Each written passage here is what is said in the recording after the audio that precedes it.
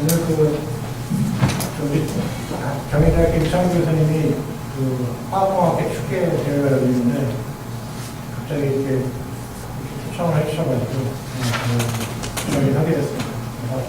아까 들어오기 전에 좀 이 세션에 참석하시고 발표하시는 분들 생각하는 주제들을 보니까 사실 제가 정원하는 거하고 잘 맞지 않는 부분이 좀 있는 것 같긴 한데 그냥 저 사람이 지난 20년 동안 어느 쪽에 관련된 일을 했고 무슨 내용인가 이런 걸 좀 듣는 차원에서 들어주시면 좋을 것 같고 제가 대한민국 삼성전자 반도체하고 디스플레이에 올해 총 한 10년 정도 일을 했습니다. 미국에서도 어플라이드 머티리얼즈라는 장비를 한 10년 하면서 일을 했고 그 하면서 이제 이건 오늘 분과가 공정 시스템 분과인데 제가 시스템을 담당해서 그 중에서 조금 제조, 매니팩처링이라고 하는 우리가 지금 사실은 제일 돈을 많이 벌었던 한국의 기업이 삼성하고 현대고 그 중에서 이제 삼성은 반도체, 그다음에 모바일, 그다음에 현대 같은 건 자동차가 되겠죠. 제 목소리 잘 들리죠? 네.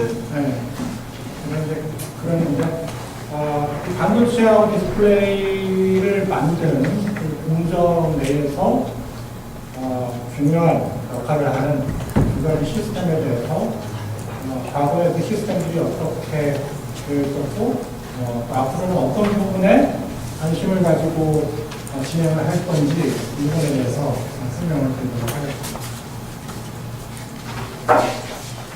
이 장단은 일단 제가 반도체하고 디스플레이 나눌까 하다가 사실은 디스플레이의 공정이 상당히 반도체 공정하고 유사하고 그래서 일단 반도체 쪽 케이스 스타디만 좀 설명을 드리는 걸로 이렇게 좀 정리하겠습니다.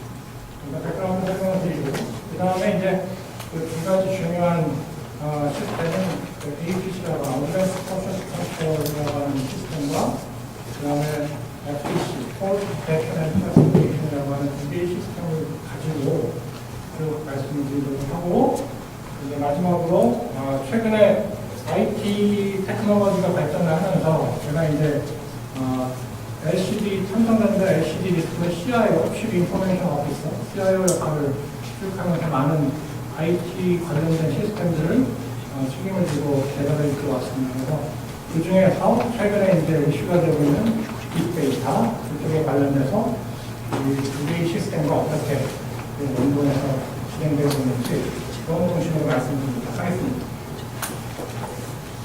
일단 반도체 쪽으로 말씀을 드리면 보시다시피 제가 1997년도에 삼성 반도체에 join했습니다. 그때 과장으로 반도체 메모리 사업부 그때 메모리라는 거는 주로 컴퓨터에 들어가는 PC에 들어가는 주로 저장 장치 주로 DRAM이라고 해서 DRAM이 주요 생산 제품이었을 때는 제품 종류가 별로 없었어요. 제품이 250, 제가 조인했을 때는 256메가 DRAM이 주력 생산 제품이었죠. 지금은 64기가, 128기가, 기가 단위로 가잖아요. 근데 옛날에는 메가 단위로 갔어요. 제가 조인했을 때 256메가 때만 하더라도 그 당시에 메모리 제품의 종류가 많지 않았고 제품의 볼륨은 굉장히 많은 그런 제품에서 보시면 될 것 같고요.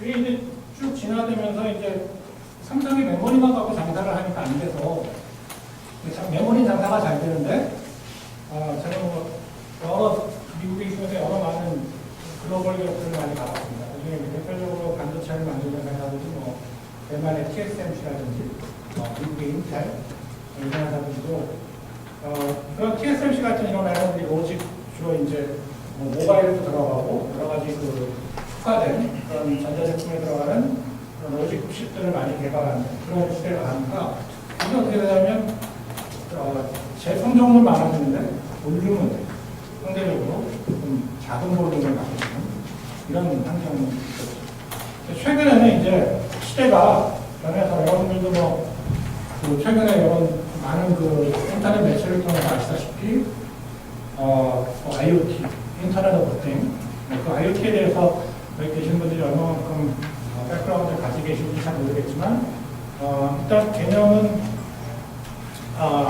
모든 기기가 앞으로 이제 연결될 거고 그거는 단순히 컴퓨터 투 컴퓨터의 인터넷 시대가 아니고 그게 전자제품일 수도 있고 테레비 문장고일 수도 있고 모든 전자제품이 연결되는 세계 그런 세계로 오면 이제 더 많은 그 컴퓨터의 칩이 필요하고 그래서 이게 다들 로직뿐만 아니라 이제 IoT 관련된 칩들도 많이 생산되다 보니까 이제 종류도 많아지고 그 다음에 제품도 많아지는 것만 반면에 볼륨도 커졌어요. 이게 왜 이렇게 세 가지로 얘기를 하냐면 이 패턴에 따라서 과거의 제조 방식이나 그 다음에 공정을 모니터링하는 방식이나 장비 그 공정을 진행하는 반도체 장비들을 이렇게 관리하는 그런 방식의 변화가 있었습니다.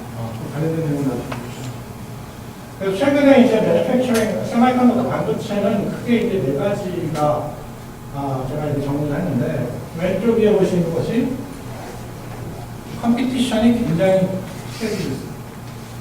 그러니까 지금 뭐 삼성 반도체, 지금 중국이 이제 2025 중국 분기 이래가지고 반도체 공장을 중국에서 막 짓는다고 합니다.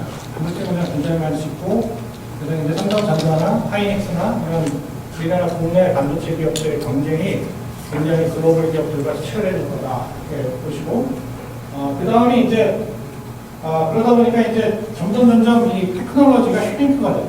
옛날에 250메가 D램을 만들 때보다 1기가 D램을 만들 때가 더 공정이 타이트해지고 더 다이나믹 컨트롤 측면에서는 더 아주 타이트하게 컨트롤해야 된다. 그런 부분이 이제 생기기 시작하면서 굉장히 미세 공정을 제어해야 되는 그런 이슈들이 생겼습니다. 이런 것들을 하기 위해서 보니까 이제 더 많은 데이터, 그리고 데이터들을 잘 활용하는 기술이 반도체 제조 공정의 핵심 이런 거 자리 잡고 있고 이게 최근에 이제 우리나라에서 많이 얘기하는 스마트 팩토리라고 하는 개념하고 연동이 되면서 사실은 제가 반도체에서 20년, 10년 이상 이렇게 일을 하고 20년 가까이 일을 하면서 반도체에서 만들어진 많은 시스템들은 우리나라 중소기업이나 다른 타 인더스트리에 스마트 공장을 짓는데 굉장히 유용한 그런 컨셉들이 많이 있습니다. 자, 그러면 이제 반도체 공정 제조를 하려면, 매뉴팩처링을 하려면, 매뉴팩처링이 잘 되냐 못하냐, 이거를 뭔가 볼 수 있는 그 모니터링 그 방법이 있어요. 이게 크게 뭐냐면 이렇게 하나가 이제 스루풋이라고 해서, 웨이퍼, 반도체는 보통 웨이퍼라는 그 것을 만들어주는데, 이게 얼마만큼 많이 생산될 거냐, 짧은 시간 안에 얼마만큼 많이 생산할 수 있느냐, 이게 관점이에요. 여기 스루풋이라고 해서 볼륨, 그걸 잘 관리하는 게 있고, 또 하나가 이제 이 장비입니다. 장비. 반도체 들어가는 장비의 유틸라이제이션. 그러니까 장비의 가동률이 얼마만큼 높게 유지하느냐, 이거에 따라서 반도체 제품을 더 많이 생산할 수 있고. 그 다음에 이제 크게 보면 웨이퍼 투 웨이퍼 프로세스 베리에이션. 그러니까 이게 웨이퍼를 수십만 장의 웨이퍼들이 매일 반도체 공장을 이렇게 내에서 흘러 들어가는데 프로세스 베리에이션이 많이 생기면 웨이퍼의 품질이 떨어지고 웨이퍼의 품질이 떨어지면 그게 이제 우리가 쉽게 말하면 수율이라고 일드라고 영어로 말하면 일드라고 하는 수율의 드롭으로 연결됩니다. 그래서 이 세 가지를 잘 관리해야 되는데 오늘은 공정 시스템 분과니까 제가 스루풋 부분에 관한 얘기는 하지 않을 거고 주로 이제 장비의 가동률을 최대 올리는 것과 그 다음에 웨이퍼 투 웨이퍼의 프로세스 베리에이션을 최대한 줄이는 두 가지 기술을 그 중에 하나를 서브리테이션, 그 중에 하나를 어드밴스 프로세스 컨트롤을 많은 두 가지 맥락에서 이렇게 설명드리는 거죠. 일단 APC는 간단히 말해서 아마 공정 시스템 분과니까 아마 제어에 대한 개념을 많이 알고 계실 거고 아마 여기 발표하신 분 중에 한 분 중에 제가 아까 이인범 교수님 아마 라이브에 계신 분이 계신 것 같아요. 근데 제가 이인범 교수님하고도 친분이 있었지만 어쨌든 그런 뭐 PID 제어 우리가 보통 말하는 다이나믹 컨트롤에서 말하는 PID 멀티하고 이런 제어 그런 그 컨트롤 제어 방식을 잘 그걸 활용해서 반도체 공정에서 어떤 물리적인 반도체 공정 웨이퍼의 어떤 물리적인 특성을 측정해서 그 특정된 기반을 가지고 알고리즘 모델을 만들고 그 모델로 그 장비나 프로세스 인풋을 제어하게끔 합니다. 그거를 우리가 보통 이제 APC라고 하고, 그 다음에 이제 폴트 디텍션이라고 하는 거는 보시면 이제 장비가 이렇게 계속 24시간 365일 진행. 제가 이제 CIO를 있으면서 반도체 공장은 365일 24시간 무정지고 있습니다. 그러니까 한 번이라도 다운되면 안 되는데 그 다운되는 확률이 다운 안 되는 확률이 전체 우리나라 1년 토탈로 따지면 거의 99.9999% 다운이 안 됩니다. 다운시키지 않기 위해서 장비가 다운되지 않기 위해서 여러 가지 기술을 활용하는데, 어쨌든 그 장비를 철저히 모니터링하고 장비에서 발생하는 이상이나 알람 또는 어떤 중단이 발생했을 때 그걸 즉시 확인하고 그 다음에 그 원인을 찾아서 적절한 조치를 취하도록 하는 것. 그거를 우리가 보통 이제 터미널로 디텍션 앤 클래시피케이션, 우리 두 가지 시스템이 여러분들이 이렇게 생각하시면 돼요. 돌아갈 때 반도체 공정에는 두 가지 시스템이 있다. 이 두 가지가 굉장히 핵심적인 시스템이고, 이 시스템을 통해서 우리나라 반도체 제조 공정이 발달되고 있다고 보시면 됩니다. 방금 얘기한 이제 컨셉이죠. 보시면 이제 웨이퍼가 이렇게, 이게 설비라고 보시면 됩니다. 박스 안에 설비라고 보시고, 이제 업스트림 웨이퍼가 이제 이렇게 쭉 웨이퍼가 진행이 되죠. 그래서 공장 어떤 설비를 지나서 웨이퍼가 이렇게 밖으로 나갑니다. 나가는 보통 이제 장비는 제가 이제 미국의 장비 회사를 오래 한 10년 있었는데, 장비는 장비 자체가 리얼타임 컨트롤러라고 해서 RTPC라고 하는 리얼타임 컨트롤러를 가지고 있어요. 장비 내에서는 자기가 컨트롤을 해요. 여러분들 잘 알고 계시는 PID 제어나 멀티폰 멀티아웃 제어나 이런 우리가 고전적으로 생각하는 다이나믹 컨트롤의 방식을 이용해서 장비 내에서 장비에 관련된 파라미터를 제어합니다. 문제는 그 장비를 통해서 웨이퍼가 이렇게 진행이 될 때 이 웨이퍼에 들어오는 어떤 그 특성값하고 나갈 때의 웨이퍼로부터 진행됐을 때의 장비로부터 올라오는 데이터가 이게 좀 차이가 있죠. 달라요. 그래서 이 장비에서 올라오는 이 웨이퍼로부터 측정되는 값을 가지고 APC라고 하는 시스템에 인포메이션을 줘서 이 웨이퍼가 현재 두께가 데포지션이 두께가 얼마만큼 배포가 됐어, 애칭이 얼마만큼 됐어, 폴리싱이 얼마만큼 됐어, 이런 정보들을 이렇게 올려주게 되죠. 정보를 올려주는 건 주로 이제 반도체는 장비가 엄청나게 표준화되어 있습니다. 그래서 반도체 장비와 컴퓨터 간의 모든 통신 방식이 다 표준화되어 있었어요. 그게 이제 미국의 세미 스탠다드라고 하는 SCMI, 세미 스탠다드라고 하는 그 세미 협회에서 반도체 표준 방식을 설정을 하는데, 그게 여기 보시면 X12, 그다음에 GEM, HSM이라는 통신 방식, 그 통신 방식을 통해서 장비는 데이터를 컴퓨터한테 올려주게 돼요. 컴퓨터는 데이터를 받아서 알고리즘을 수행하고 다시 인풋을 내려주는데, 그 내려줄 때 여러분들 음식 만들 때 음식 조리 과정 레시피라고 하는 반도체 공정 내에도 그걸 레시피라고 합니다. 그래서 데이터를 내가 어떻게 조리할 건지를 알려주는 그 조리 방법을 컴퓨터가 이렇게 내려주게 되는데, 그것이 이제 레시피. 그리고 피드백 메커니즘이 쭉 진행이 되고. 근데 이제 제가 잠깐 이제 역사를 이렇게 좀 정리를 해봤습니다. 그러니까 APC, 어드밴스 프로세스 컨트롤 반도체에서는 제가 2000년대까지만 해도 이게 바깥 세상에서는 잘 알려지지 않았어요.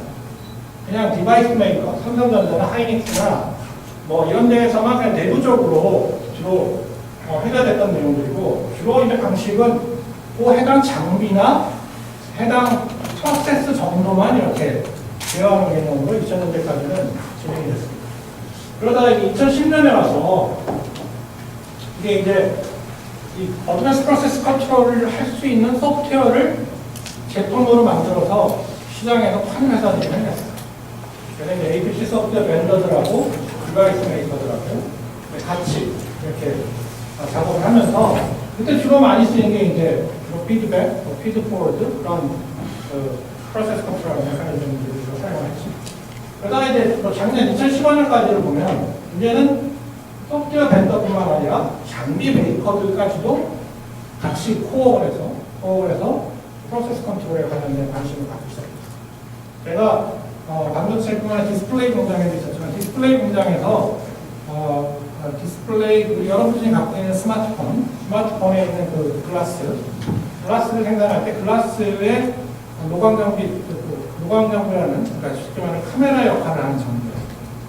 카메라를 많이 만드는 회사가 여러분 잘 아시는 캐논하고 니콘이에요. 그래서 캐논하고 니콘이 과거에는 그 렌즈를 가지고 그 서큐트, 그 회로도를 찍어서 그걸 감광시키는 역할을 하는 그런 것들을 자기 자체적으로만, 내부적으로만 제어하려고 했었는데, 최근에 이제 제가 상담했을 때 그 캐논하고 니콘하고 일하면서 디바이스 메이커들하고 장비 메이커들하고 같이 알고리즘을 많이 만들고 했습니다.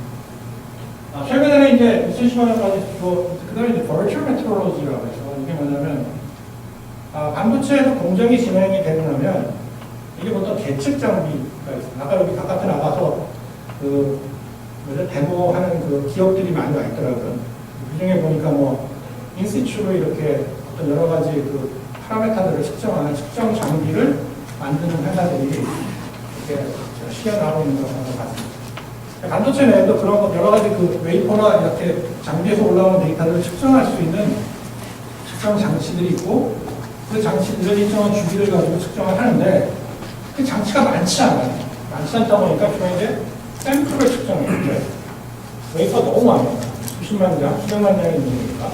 그래서 이거를 측정합니다. 이거를 좀 실제로 측정하지 않고 장비에서 올라오고 있는 여러 가지 이렇게 파라메타가 있죠. 예를 들면 템퍼럴 온도도 있고, 압력도 있고, 저항값도 있고, 다양한 보통 반도체 장비 하나에서 애칭을 하는 애칭 장비 같은 경우는 무려 제가 국가에 5,000개가 넘는 파라메타가 있어요. 그 장비에서 웨이퍼가 프로세싱 될 때 애칭 프로세스가 진행되면서 5,000개의 파라메타 값이 장비로부터 컴퓨터로 올라와요. 그 수많은 그 파라메타들을 잘 활용하면 실제로 계측기에 가서 웨이퍼가 얼마만큼 애칭이 되는지 그 애칭의 애칭값을 측정하지 않더라도 그걸 예측할 수 있는 방법이 생깁니다. 그거를 우리가 소위 말하는 버추얼 메트로로지 가상 계측이라고 합니다. 최근에는 이 가상 계측에 관련돼서 반도체도 그렇고 디스플레이도 그렇고 굉장히 많은 노력을 해서 실제로 수십억, 수백억 되는 계측 장비들을 사들이지 않고서도 계측을 할 수 있는 그런 메커니즘을 만들기 시작했죠. 최근에 작년부터 시작해서 올해 이렇게 넘어오면서 최근에 이제 빅데이터라고 하는 게 생겼어요. 빅데이터라는 게 뭐냐면 예전에는 여기 IT 쪽 얘기 잠깐 하겠습니다. 예전에는 장비에서 데이터가 올라오면 딱 정형화된 데이터인 거예요. 정형화된 데이터는 게 뭐냐면 1초에 어떤 파라메타가 예를 들면 딱 하나의 값을 그리고 그 값은 이미 다 규약이 다 정해져 있어서 그게 들어오면 그거는 보통 이제 저희가 IT 회사들 중에 오라클, HP, IBM 여러분 다 아는 회사들 있잖아요. 그런 회사들이 만들어내는 데이터베이스 안에다가 저장해서 그 값들을 활용해가지고 이제 활용을 했죠. 근데 그런 정형화된 값만 가지고 제어하는 데는 한계가 있더라. 그럼 거기에 들어가는 그런 데이터 말고 뭐가 있지? 따져보니까 장비를 뜯어보니까 장비 안에 그런 센서 값으로 올라오는 데이터 말고도 굉장히 많은 유명한 정보들이 있어요. 그 중에 얼람 정보, 예를 들면 얼람이 발생한다든지 특정한 시기에 발생하겠죠. 얼람이 발생한다든지 아니면 로그가 있어요. 장비가 매번 가동이 되면 매 시간, 매 초 진행되는 상태를 로그로 찍습니다. 그 로그가 뭐냐면 텍스트예요, 텍스트. 그러니까 어떤 규약을 가지고 딱 정해놓은 게 아니라 여러분들이 SNS 메시지를 하듯이 그냥 이렇게 바이너리를 이렇게 그냥 텍스트로 만들어져서 찍힙니다. 그러니까 그런 정보들을 잘 활용하면 이 장비가 문제가 있다 없다 또는 이상한 상태다, 이상한 상태로 갈 거다 안 갈 거다 이런 것도 활용할 수 있는 거죠. 그게 저희가 하는 빅데이터인데 과거에는 그거 할 수 없었어요. 불과 5년 전, 10년 전만 하더라도 제가 쭉 변천사를 쭉 지켜봤지만 과거에는 컴퓨터 기술이 그렇게 할 수가 없었어요. 여러분 잘 아시는 여기 아이폰 갖고 계시는 분들이 실이라고 하는 음성인식 시스템 있고 삼성 갤럭시 갖고 계신 분들도 음성인식, 음성으로 이렇게 하잖아요. 컴퓨터 켜져라, 뭐 아니면 스마트폰, 뭐 누구 전화 걸어, 그러면 전화 걸리잖아요. 근데 그런 보이스 기술이나 다 그게 언포맷 데이터, 이미지 데이터, 뭐 어떤 사진, 이런 것도 다 언포맷 데이터. 근데 그런 데이터들을 과거에는 불과 한 5년 전, 한 3년 전만 해도 그거 처리할 수 없었어요. 근데 지금은 데이터베이스 기술이 발전하고 빅데이터 기술이 발전하면서 그게 다 가능해졌는데, 그게 가능해져서 보니까 반도체 공정 내에서 진행되는 장비의 데이터들도 그런 다양한 데이터들을 활용해서 좀 더 정확하게 장비나 공정을 제어할 수 있는 기술이 생긴 거죠. 자, 이걸 제가 컨셉으로 설명을 드릴게요. 이게 이제 Y축이 웨이퍼의 수에, 그러니까 커지면 커질수록 웨이퍼가 많이 생산된다, 이렇게 보시면 돼요. 웨이퍼가 많이 생산되면 우리나라가 부자가 되는 거예요. 삼성이 돈을 많이 버니까. 삼성이 돈을 많이 벌면 그게 가난한 분들한테 다 그게 혜택이 가는지 모르겠지만 어쨌든 우리나라 수출에는 기여를 하죠. 자, 그 Y축이 웨이퍼예요. X축이 뭐냐면 나노메타. 그러니까 다시 말하면 반도체 공정에 들어가는 서큐트의 회로 선폭이에요. 이게 무슨 말인지 이해가 안 가시잖아요? 옛날에는 쉽게 말하면 이만한 동그란 그 실리콘 웨이퍼에 컴퓨터에 들어갈 수 있는 칩이 예를 들면 한 50개밖에 못 만들었어요. 왜? 회로 선폭이 크게 쓸 수밖에 없으니까, 여러분들 아시는 옛날에 여기 계신 분들의 세대가 잘 모르겠지만 뭐 이론이가 된다고 치고, 그러면 옛날 반도체 컴퓨터 뜯어보면 그 안에 이렇게 들어가 있는 모듈들이 엄청 컸어요. 그 큰 이유가 칩이 큰 거예요. 칩이 큰 이유는 회로 선폭이 커서 그래요. X축으로 가면 나노메타. 그러니까 좋은 건 뭐예요? 왼쪽으로 가면 갈수록 회로 선폭 줄어들죠. 회로 선폭이 줄어들면 단위 웨이퍼당 생산량이 많아져요. 즉, 우리가 농사 지을 때, 전 농사 한 번도 지어보지 않았지만, 비율을 드는 거죠. 예수님이 비율을 잘 들으셨어요. 비율을 드리죠. 그러니까 단위 면적에 밭이 있어요. 그 밭에서 쌀농사를 해요. 그러면 가능한 한 촘촘하게 모를 심으면 당연히 풀수가 많아지겠죠. 똑같은 개념이에요. 왼쪽으로 가면 갈수록 나노메타가 줄어들면 그만큼 단위 웨이퍼당 생산되는 칩의 수가 많아져요. 이게 좋은 거죠. 보시면, 근데 이게 나노메타 이게 하고 넘버 오브 웨이퍼를 기준으로 보면 되게 굿웨이퍼하고 이제 스크랩이라는 거는 버려지는 웨이퍼, 망가지는 웨이퍼를 잘못 생산하는 거예요. 그럼 어떤 포션을 항상 갖고 있었어요. 좋은 웨이퍼, 잘 만들어진 웨이퍼가 있고 스크랩이 되는 웨이퍼. 근데 이게 이렇게 줄어들면 무슨 효과가 있을까요? 무슨 효과가 있죠? 뭐가 많아져요? 웨이퍼 수가 많아졌죠. 그죠? 그러니까 예전에는 이쪽에 사이드에 버려지는 게 많잖아요? 그걸 줄이면 어떻게 돼요? 생산되는 웨이퍼 수가 많아지는 거예요. 좋은 거죠. 그죠? 그래서 이거를 하는데 뭐가 필요해? 아까 얘기한 어드밴스 프로세스 APC라는 공정 제어 시스템을 이용해서 가능한 주어진 환경 내에서 많은 양의 웨이퍼가 생산될 수 있도록 제어 방식을 한 거예요. 그게 지금의 방식입니다. 즉, 여기는 로드는 변화가 없어요. 여기 기준으로 보면 얘나 중간값이 똑같잖아요. 그러니까 서킷의 그 노드를 줄이지는 않지만 전체적인 분포를 줄여서 분포를 줄이는 프로세스 베리에이션을 줄여서 웨이퍼를 더 많이 생산하는 겁니다.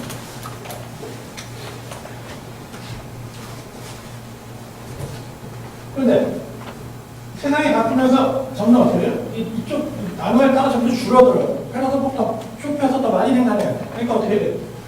스몰 테크놀로지 노드에 대한 컨트롤도 해야 되는 거예요. 그렇게 하면 어떻게 해요?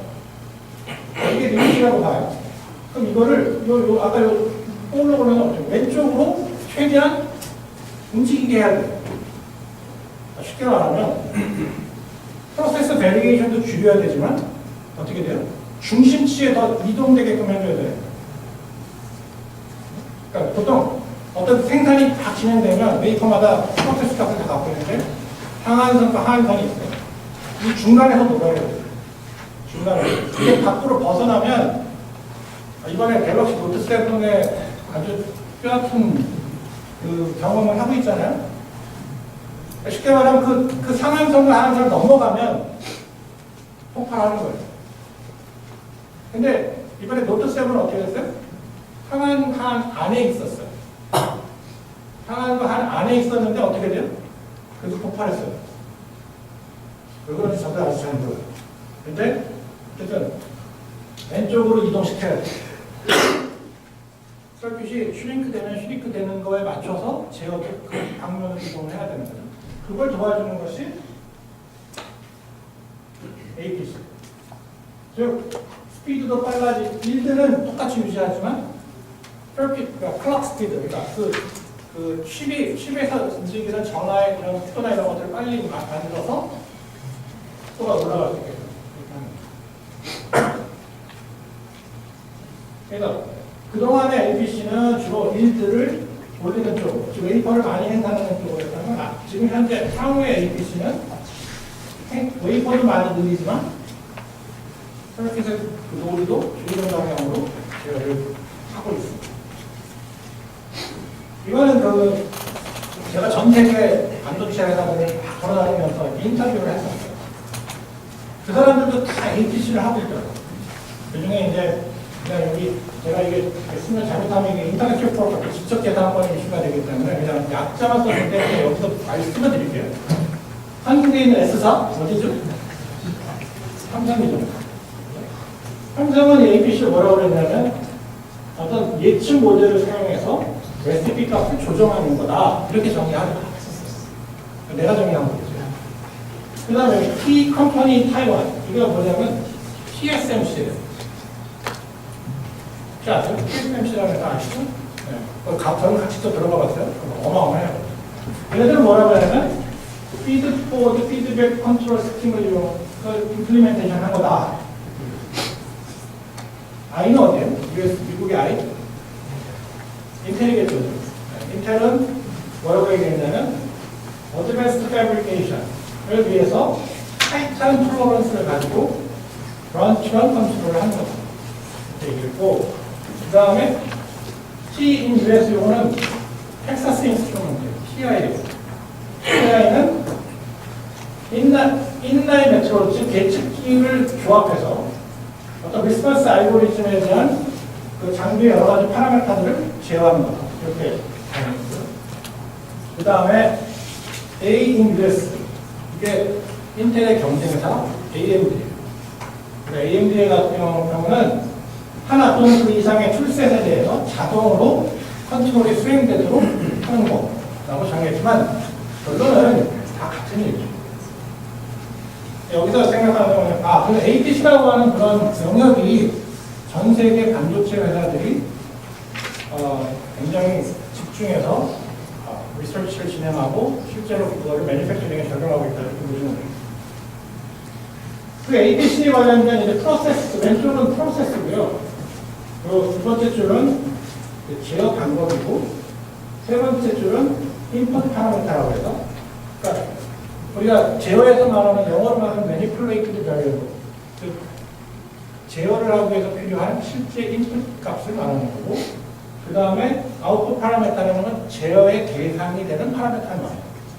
그래서 반도체에서는 주로 이렇게 진행이 많이 돼요. 호토, 그 다음에 CMP, 메탈, EP, 172D 클링 이런 공정들이 보통 한 400, 반도체 같은 경우 사이클 한 400개 스텝 그러니까 저런 공정을 한 400번 이상 이렇게 진행하면서 반도체가 만들어져요. 그 안에서 여러 가지 그 제어 방법이 근데 이건 기존의 방식이에요. 조금 좀 세월이 지난 방식이에요. 예를 들면 데드밴드 제어 이런 거 제어하기도 많이 되잖아요. 무빙 에버리지 그죠? 이런 리그레션 이런 거 써서 예전에는 제어를 많이 했어요. 근데 이제 지금은 조금 더 진화된 그런 방법들을 쓰는데 좀 나중에 하나의 그 석세스 스토리를 설명을 드릴게요. CMP라고 하는 장비가 있어요. CMP가 뭐냐면 웨이퍼를 이렇게 갈아요. 여러분들이 예전에 뒤에 칼 있잖아요. 칼 이렇게 가죠. 뭘로 가요? 돌 있잖아요. 돌에다가 이렇게 연마액을 뿌리고 이렇게 칼을 갈면 칼이 아주 날카롭게 되잖아요. 마찬가지로 반도체 웨이퍼 위에다가 그 연마액을 뿌리고 그거를 폴리싱 패드라는 걸 가지고 이렇게 갈아요. 갈면 어떻게 되냐면 웨이퍼가 반질반질 일정한 두께를 가지고 반질반질 해지는데 그 웨이퍼 안에 그 두께가 울퉁불퉁하면 안 돼요. 아주 서페이스가 아주 일정하게 유지가 돼요. 그걸 유지하기 위해서 여러 가지 제어 방법을 쓰는데 과거에 어떻게 보면 이렇게 이제 웨이퍼가 이렇게 진행이 되잖아요. 그러면 옛날에는 웨이퍼를 이렇게 폴리싱하는 시간을 딱 시간만 가지고 제어해요. 1분, 3분, 5분 그 시간의 변동에 따라서 갈리는 양이 변동됐어요. 왜? 패드를 오래 갖다 대고 있으면 많이 갈리겠죠. 패드를 조금 갖다 대면 적게 갈릴 거예요. 그죠? 근데 당연히 시간만 갖고 갈면 과거에 그냥 심플한 거죠. 리니어 컨트롤, 선형 제어 방법이 아주 심플한 방법입니다. 근데 그게 잘 안 먹혀요. 왜? 이게 패드를 누를 때 이 센터하고 엣지가 달라져요. 패드를 갖고 아무리 동일한 힘으로 누른다고 하더라도 이 프레쉬의 변화가 생겨요. 그래서 어떨 때는 중앙이 많이 갈리고 바깥쪽이 안 갈리거나 또는 바깥쪽이 갈리고 중앙이 안 갈리거나 그래서 그런 두께의 변화가 생겨요. 그 두께의 변화를 단순히 시간만 가지고 제어하지 않고 shift resistance라고 해서 표면 저항을 측정하는 값을 가지고 제어를 한 거예요. 그 제어를 했더니 여기 보신 것처럼 이게 upper spec이고 lower spec이라고 하면 과거에 시간만 갖고 제어했을 때는 이렇게 울퉁불퉁했어요. 이게 다 스펙 범위 내에서 들어왔어요. 그래서 주로 컨트롤을 하게 됐더니 주로 3시그마 10% 내에 유니포미티를 갖는 웨이퍼를 만들 수 있더라. 그 메커니즘을 가동시키는 게 어드밴스 프로세스 컨트롤이었어요. 최근에는 개념이 웨이퍼가 들어가고 프로세스를 거쳐서 나가요. 예측기가 있어요. 그러면 이제 나가면은 웨이퍼 샘플링을 해서 예측을 해요. 예측한 값을 이렇게 피드백 시켜서 컨트롤러가 인풋 값을 이렇게 줘요. 아까 앞에 페이지에 인풋을 얘기했었잖아요. 근데 이 메트롤로지가 예측 값이 샘플을 하다 보니까 잘 측정이 안 돼요. 내가 반도체 공부 유튜브 동영상을 그냥 실까 하다가 그냥 시간 관계가 안 했는데 보통 이제 반도체 공장에 가시면 이렇게 웨이퍼를 담는 카세트가 있어요. 카세트가 보통 24장이 한 카세트로 들어가요. 보통 이제 영어로 얘기하면 후비라고 하는데 후반에 들어가면 그 중에 한 장 내지 두 장만 측정해요. 아니면 한 장, 하나 맨 위에 거, 중간 거 밑에 거. 그렇게 되면 어떻게 돼요? 그 중간에 베리에이션이 생기는 거에 대해서 예측할 수가 없어요. 그렇지만 장비는, 프로세스는 매번 웨이퍼가 진행될 때 그 모든 웨이퍼의 장비에서 진행된 이력을 가지고 있어요. 그 이력을 우리가 뽑아서 그 이력을 모델링 한 거예요. 모델링 했더니 아까 예측기에서 나오는 아웃풋과 유사한 시뮬레이션 되어 있는 아웃풋이 예측이 된 거죠. 이 값을 여기 집어넣어서 같이 모델을 만들어서 인풋을 집어넣습니다. 그럼 이렇게 하면 기존의 샘플로만 측정했을 때보다 훨씬 더 정확도, accuracy가 올라가고 프리사이스하게 제어가 가능합니다. 또 하나 베니핏은 계측기를 아까 앞에서 설명드린 장비를 계측 장비를 많이 안 사도 돼요. 적은 수의 계측 장비를 가지고 효율을 얻습니다. 이 활동이 지금 반도체도 그러고 디스플레이도 그렇고 상당히 많이 활용되고 있다. 몇 시까지? 50분이요. 그 다음에 이제 두 번째가 FDC예요. Fault Detection and Classification. 이게 크게 네 가지 베니핏이 있어요. 하나는 프로세스를 모니터링하고 컨트롤하는 거예요. 그래서 장비에 어떤 사고나 액시던트가 발생하는 것을 사전에 노티피케이션을 주는 거. 또 하나는 이걸 잘 관리하면 장비를 충분히 가동할 수 있게끔 하는 유틸라이제이션 측면에서 improv가 되거든요. 세 번째는 장비가 잘 안정적으로 유지되면 프로세스 변화가 상대적으로 적어져요. 그러니까 프로세스 베리에이션이 줄어들면서 유지가 올라가는 그런 효과가 되고. 네 번째는 아까 얘기한 것처럼 장비가 안정하면 이 장비에 매번 문제가 생기면 저희가 모니터링 웨이퍼라고 해서 사전에 웨이퍼를 샘플로 흘려봐요. 모니터링 웨이퍼의 손실이 엄청나게 커요. 그리고 모니터링 웨이퍼를 줄이니까 비용을 상당히 줄일 수 있고 그런 성능입니다. 이 FTC는 지금이 300mm 시대예요. 웨이퍼 사이즈가 한 실제로 보시는 눈으로 시각적으로 보시는 거 아까 30cm 이 정도 사이즈예요. 과거에는 제가 97년도에 한강에다 입사했을 때는 200mm였어요. 8인치 작은 거였죠. 200mm 시대 때는 주로 제가 가보니까 처음에 공정 제어를 하는 시스템도 없었어요. 그냥 굉장히 배치 단위로 작업자에 의해서 굳이 운영되는 상황이었고 대부분이 그 당시에 이제 SPC라고 해서 스태티스틱 그걸 활용하는 거. 근데 그게 이제 최근 올해 지금 현재까지도 300mm로 진화되면서 단순한 SPC가 아니라 멀티베리에이트 FPC를 활용하기 시작했어요. 멀티베리에이트 다별량 디퍼트 그 안에 여러분들 잘 아시는 프린시플 컴포넌트 어널리시스라든지 여러 가지 멀티 리그레이션 방법을 활용해서 포스트 디텍션 장비의 이상을 진단하는 테크놀로지를 쓰기 시작한 거예요. 아직 450mm 세대는 안 왔어요. 지금 300mm가 누가 가져오시 이만하겠죠. 장비도 더 커질 거고요. 근데 그건 지금 인텔이나 이런 데서 연구단에 아직 그쪽을 비즈니스에서 넘어가지 않았지만 앞으로는 멀티베리 FPC뿐만 아니라 데이터 마이닝을 이용한 FPC는 나중에 좀 생각합니다. 근데 딥러닝 최근에 알파고 얘기 많이 나왔잖아요. 딥러닝을 이용해서 FPC를 하는 거고 FPC 임플리멘테이션 할 때는 주로 이런 여러 가지 이슈가 있어요. 시간 관계상. 기존까지는 주로 FPC는 리밋을 제어합니다. 어퍼 스펙과 로어 스펙을 제어하는 정도. 그 다음에 단일 인풋, 단일 아웃풋 유니베리에이트 모델입니다. 멀티베리에이트도 주로 프린시플 컴포넌트 어널리시스 이런 걸 정도를 사용해서 장비의 제어를 하는 정도예요. 얘가 이런 거죠. FTC를 활용하는 겁니다.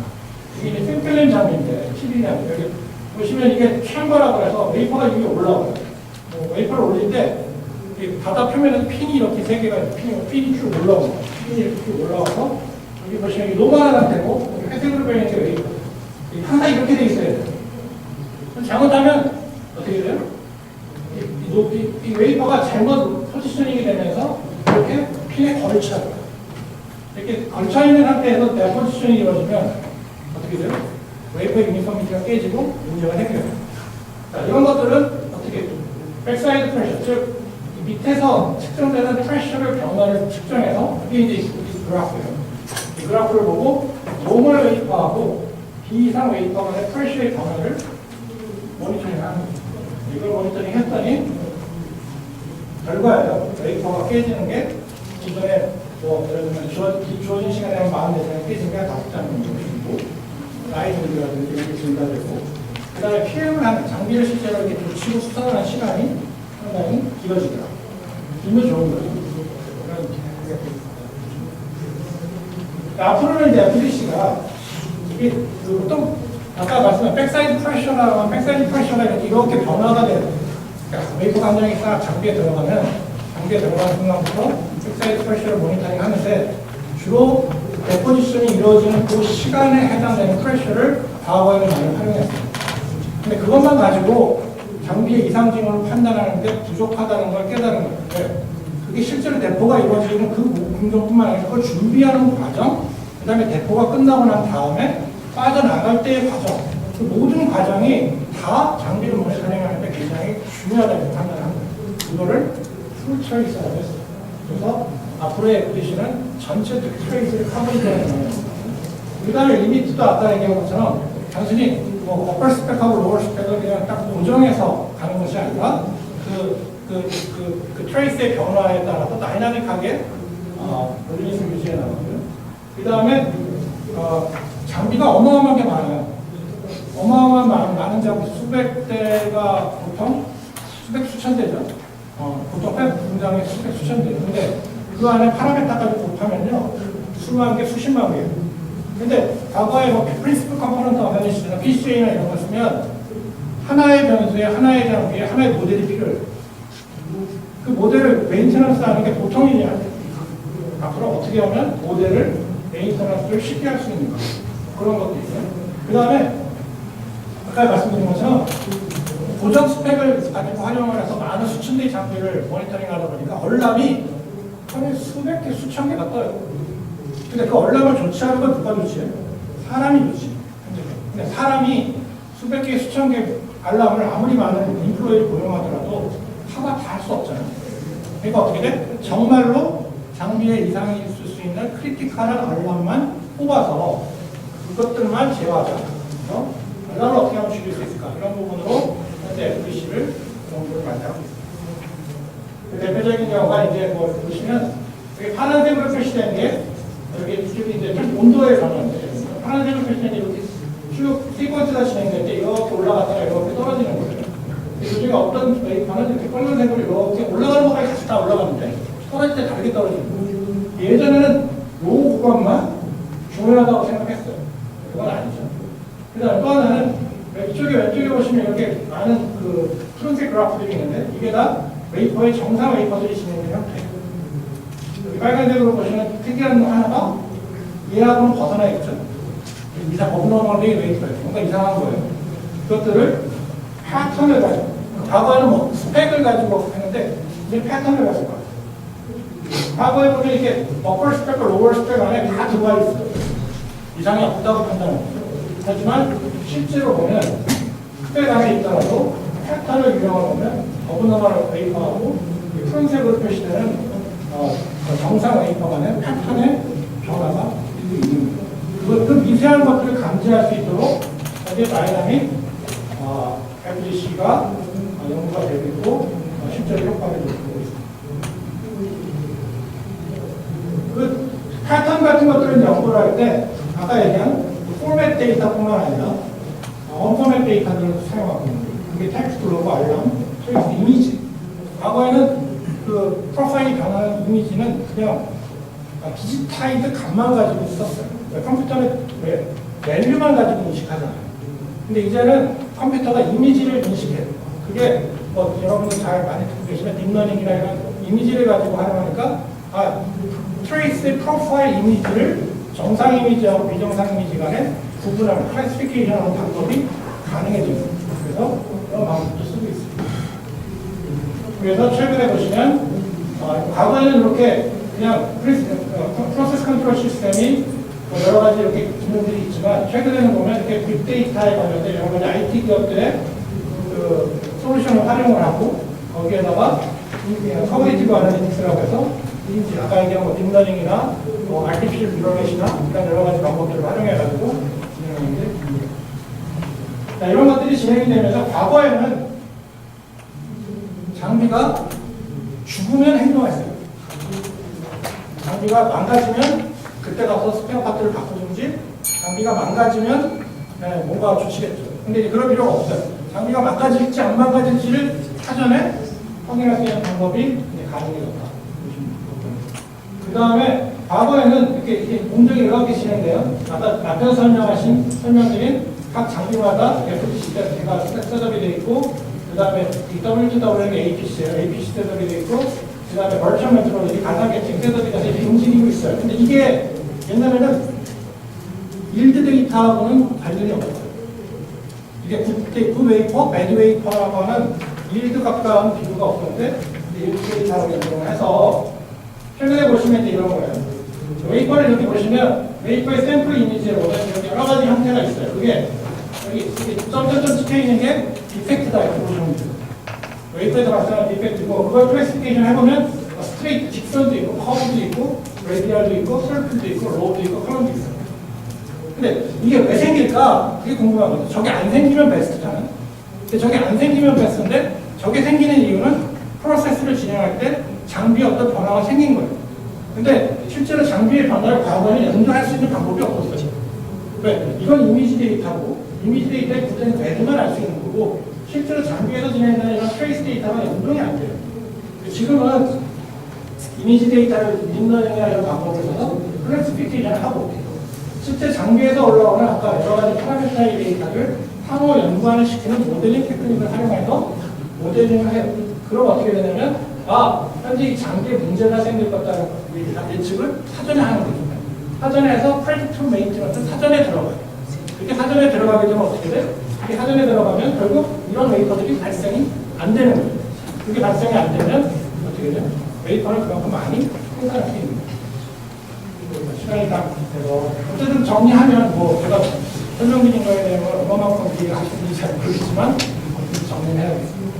그래서 현재 APC와 FDC라는 두 가지 영역이 반도체 공정이나 디스플레이 공정, 전 세계 반도체나 디스플레이 공정을 진행하는 매니팩처링에 중요한 역할을 하는 공정적 시스템이라고 보시면 되고요. 그 다음에 APC 같은 경우는 현재 상당히 하이닉스나 하이볼륨, 스몰 테크놀로지 쪽에 더 깊게 연구하고 모두가 더 줄어들고 더 슈링크하면서 점점 더 중요성을 더 강화하고 있고요.